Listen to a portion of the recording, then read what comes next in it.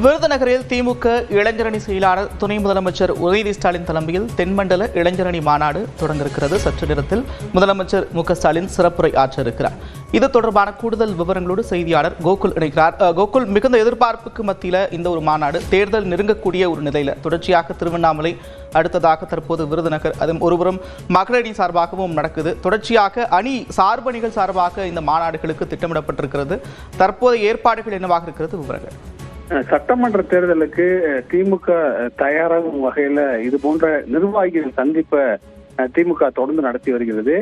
குறிப்பாக இளைஞரணி மற்றும் மகளிரணிகளுடைய நிர்வாகிகள் சந்திப்பாக இது போன்ற ஒரு மாநாடு போல அந்த சந்திப்பு நடத்துவதற்கு திட்டமிட்டு ஏறக்குறைய தென்மண்டலத்தில் இருக்கக்கூடிய 1.5 லட்சம் இளைஞரணி நிர்வாகிகளுக்கான சந்திப்பாக இந்த சந்திப்பானது விருதுநகரில் நடைபெறுகிறது. ஏற்கனவே திருவண்ணாமலையில வடக்கு மண்டல நிர்வாகிகள் இளைஞரணி சந்திப்புகள் நடைபெற்றது. அதே போல மகளிரணி கொங்கு மண்டலத்துல திருப்பூரிலும், அதே போல் டெல்டா மண்டலத்துல தஞ்சாவூர்லையும் மகளிரணி நிர்வாகிகளை சந்தித்து முதலமைச்சர் பேசினார். தேர்தல் பணியை எவ்வாறு ஆற்ற வேண்டும், தேர்தலில் ஆற்ற வேண்டிய களப்பணிகள் குறித்தெல்லாம் முதலமைச்சர் விரிவாக நிர்வாகிகளிடம் பேசிய நிலையில இன்றைய தினம் விருதுநகர்ல தென்மண்டல நிர்வாகிகள் இளைஞரணி நிர்வாகிகளுக்கான சந்திப்பானது நடைபெறுகிறது.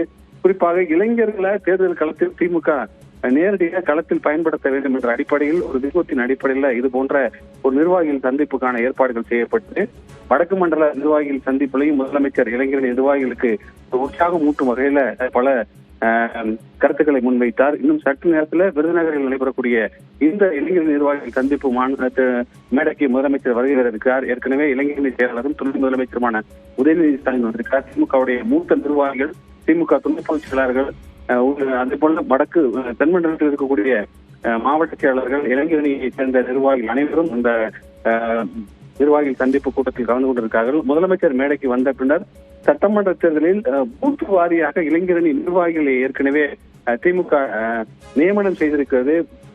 வெறும் ஒன்றிய வாரியாகவோ நகர வாரியாகவோ இல்லாமல் கிராமங்கள் தோறும் பூத் வாரியாக இந்த இளைஞரணி நிர்வாகிகளை ஏற்கனவே திமுக நியமனம் செய்திருக்கக்கூடிய நிலையில களப்பணிகளை எப்படி ஆற்ற வேண்டும், வீடு வீடாக திணை பிரச்சாரம் மேற்கொள்ள வேண்டும், அங்க இருக்கக்கூடிய இளைஞர்களை கவரும் வகையில ஏற்கனவே திமுக அரசு எதிர்க்கக்கூடிய நலத்திட்டங்களை எல்லாம் மக்களிடம் கொண்டு செல்ல வேண்டும்.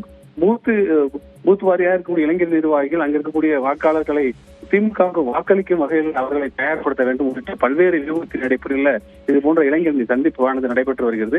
விருதுநகரில் நடைபெறக்கூடிய இந்த சந்திப்பு தென் மாவட்டத்தில் இருக்கக்கூடிய தென்மண்டலத்தில் இருக்கக்கூடிய அனைத்து சட்டமன்ற தொகுதி வாரியாக நிர்வாகிகள் இந்த கூட்டத்தில் கலந்து கொண்டிருக்கிறார்கள். முதலமைச்சர் அவரிடம் ஏற்கனவே பல்வேறு கருத்துக்களை இளைஞர் நிர்வாகிகளுக்கு தெரிவித்து வரக்கூடிய நிலையில இந்த இளைஞர்கள் நிர்வாகிகள் சந்திப்புலையும் பல தேர்தல் வியூகம் உள்ளிட்ட பல்வேறு கருத்துக்களை முன்வைப்பார்.